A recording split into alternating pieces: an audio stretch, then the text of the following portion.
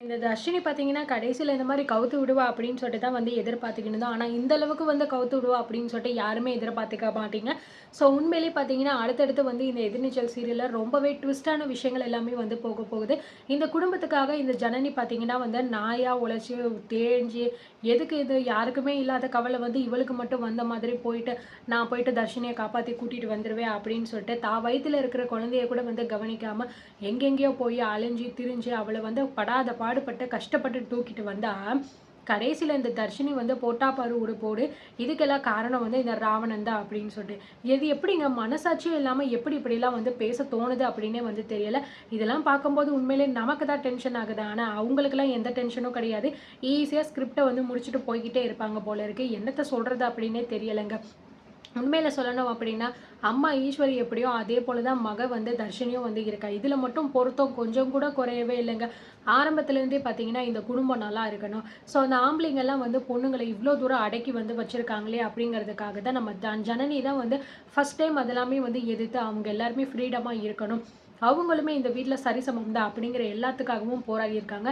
And கடைசியா இந்த ஆதி குணசேகரன் பார்த்தீங்க அப்படின்னா, இந்த ஈஸ்வரிய வந்து கொடூரமா தாக்கி வந்து கொலை பண்ண முயற்சி பண்ணதா தான் இப்போ கேஸ் வந்து அவங்க மேல போட்டு அந்த கேஸ் வந்து போய்க்கிட்டு இருக்கு. அந்த கேஸ்ல வந்து ஆதி குணசேகரனுக்கு நான் தண்டனை வாங்கி குடுக்காம விடவே மாட்டேன் அப்படிங்கிற மாரி சொல்லி தான் வந்து எல்லாமே பண்ணியிருக்காங்க. அண்ட் ஈஸ்வரி இந்த மாரி தாக்குன விஷயம் பார்த்தீங்கன்னா, நம்ம ரேணுகாவுக்கு, நந்தினிக்கு தெரியும். ஆனா, அவங்க இப்ப எந்த சப்போர்ட்டும் பண்றதில்ல. இங்கிட்டு போறதா, அங்கிட்டு போறதான்னு தெரியாம கடைசில புருஷன் பக்கம் தான் வந்து நின்னுகிட்டு இருக்காங்க. அவங்கள நம்புறது வேஸ்ட்டு.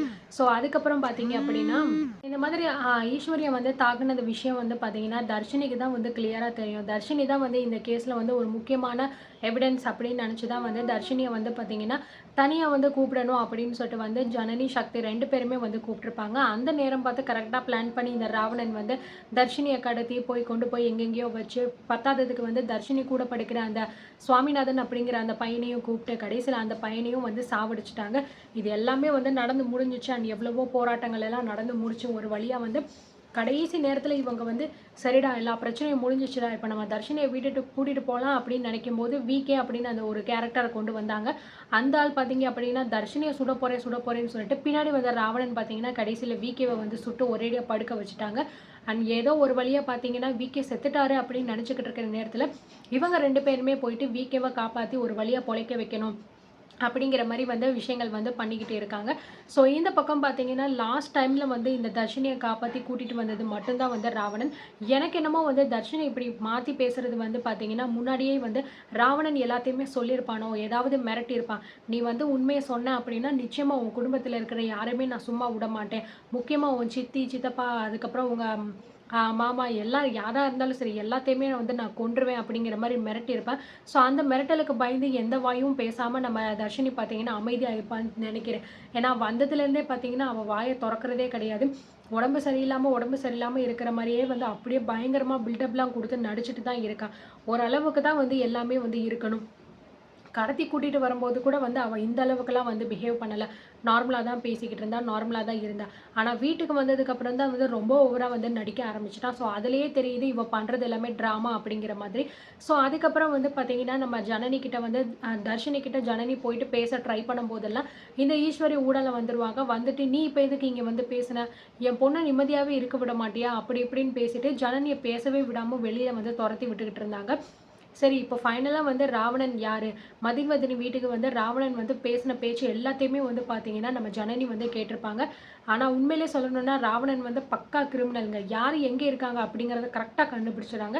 ஸோ இந்த மாரி கிச்சன்ல ஒளிஞ்சுகிட்டு இருந்த நம்ம ஜனனியையுமே வந்து பார்த்தீங்கன்னா, கண்டுபிடிச்சிட்டு வந்து, இந்த மாரி 2 பேரும் சேர்ந்து தானே நீங்க இதெல்லாம் பண்றீங்க, அப்படி இப்படின்னு சொல்லிட்டு ஒரு வழியா பார்த்தீங்கன்னா கத்திட்டு போயிட்டாரு. ஆனா நிச்சயமா இதுக்கெல்லாம் காரணம் வந்து இந்த ராவணன். ஏதோ ஒரு விஷயம் பெருசா பண்றதுக்காக தான் நாங்க எங்க வீட்டுக்குள்ள நுழைஞ்சிருக்கான் அப்படிங்கிற விஷயத்த வந்து ஜனனி நல்லாவே வந்து புரிஞ்சுக்கிறாங்க. சக்திக்கும் இந்த விஷயத்த கால் பண்ணி சொல்லி உடனே வர வச்சு, இந்த விஷயத்த சக்தி கிட்டயும் வந்து சொல்லிடுறாங்க.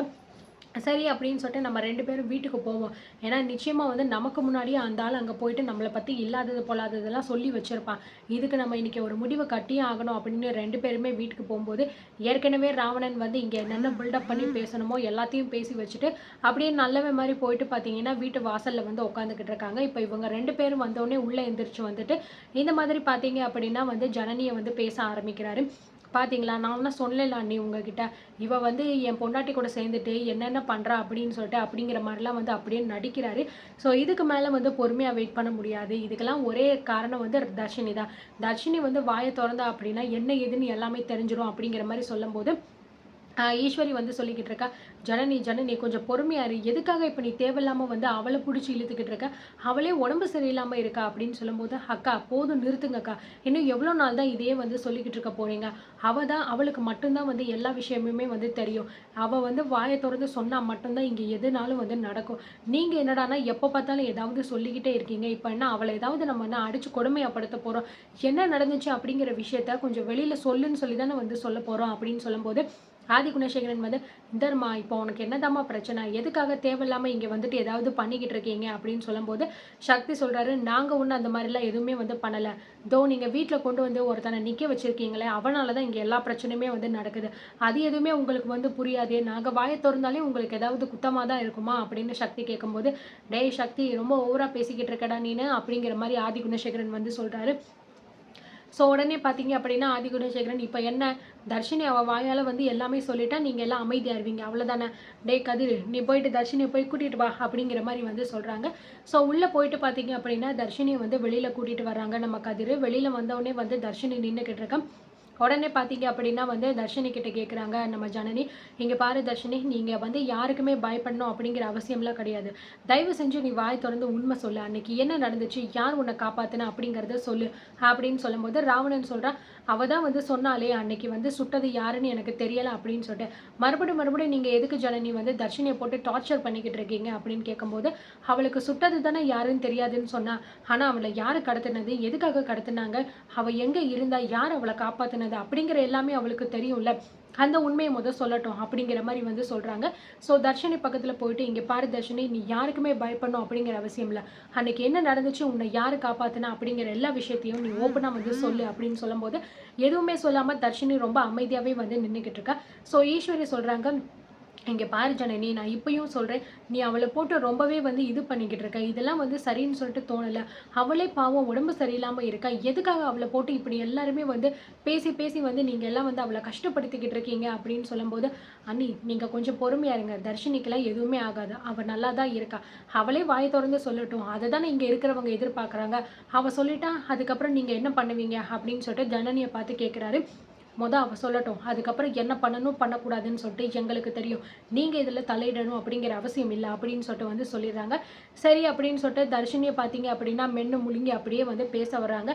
சரி உண்மையிலேயே வந்து நம்ம ஜனனி தான் காப்பாத்துனா அப்படிங்கிறத சொல்லுவான் அப்படின்னு பார்த்தா, இந்த லூசு என்னடா அப்படியே பிளேட்ட மாத்தி வச்சுட்டு, இந்த மாதிரி வந்து நான் வந்து என்ன வந்து கடத்தியிருந்தாங்க யாரோ.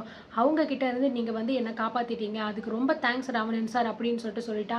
ஸோ இத கேட்டோனே பார்த்தீங்கன்னா, நம்ம ஜனனி, சக்தி 2 பேருக்குமே அப்படியே தூக்கி வாரி போடுது.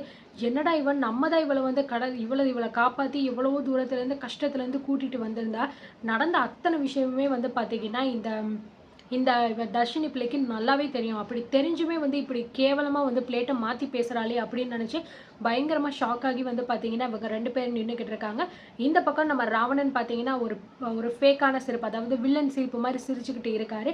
ஸோ எதுக்காக தர்ஷினி வந்து இப்படி மாத்தி பேசினா, அப்படி மாத்தி பேசினதுனால அதுக்கப்புறம் என்ன மாதிரியான குழப்பங்கள் எல்லாமே வரப்போகுது அப்படிங்கிறத பார்த்து தெரிஞ்சுக்கலாம். அண்ட் உங்களோட கருத்துக்கள் என்ன அப்படிங்கிறதையும் கமெண்ட்ல சொல்லுங்க.